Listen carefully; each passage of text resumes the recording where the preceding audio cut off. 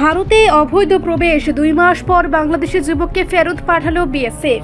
প্রায় 2 মাস আগে অবৈধভাবে ভারত বাংলাদেশ সীমান্ত অতিক্রম করে ভারতে প্রবেশ করা এক বাংলাদেশের যুবককে অবশেষে দেশে ফেরত পাঠানো হয়েছে। সূত্রের খবর, বাংলাদেশের মৌলভীবাজার জেলার আতাঙ্গিরি এলাকার বাসিন্দা পারভেজ আহমেদ 21 বছর বয়সী গত 26শে আগস্ট 2025 তারিখে সীমান্ত অতিক্রম করে অবৈধভাবে ভারতের ভূখণ্ডে প্রবেশ করেন। সীমান্তের কাছাকাছি এলাকা থেকে তাকে আটক করে সীমান্তরক্ষী বাহিনীর বিএসএফ। পরে প্রয়োজনীয় আইনানুগ প্রক্রিয়া শেষে তাকে পুলিশের হাতে হস্তান্তর করা হয়।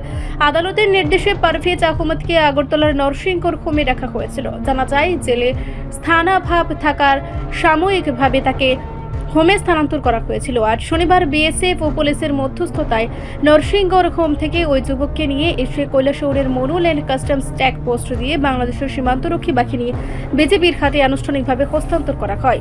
এই ঘটনার মাধ্যমে দু দেশের সীমান্তরক্ষী বাহিনীর মধ্যে পারস্পরিক সহযোগিতার সম্পর্ক আরও মজবুত হয়েছে বলে মনে করছেন সংশ্লিষ্ট মহল। বাড়ি মৌলভীবাজার। কবে আইছো ভারতে? 6 মাস। এখন কি হয়েছে ঘটনা? পুলিশে ধরছে বাংলাদেশ। হ্যাঁ, বাংলাদেশের কোন জায়গায়? মৌলভীবাজার। মৌলভীবাজার করেছিল তোমারে?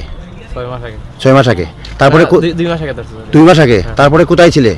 এই নরসিংগড় হোমে ছিলে। তুমি কি নেশা খাবার না? না না, তা আজকে তোমার বাড়িতে পাঠাই দিও। পাঠাইতেছে। না, এখানে আমরা ডিটেইন করছি বাংলাদেশ ন্যাশনালস। হ্যাঁ, এখন উজবেকের জন্য আমরা আইছি। কতদিন ছিল পুলিশ হেফাজতে? আসলে 2 মাসের মতো। 2 মাসের মধ্যে। জেলখানায় ছিল? না, না। রিপোর্ট সংবাদ প্রতীক্ষা।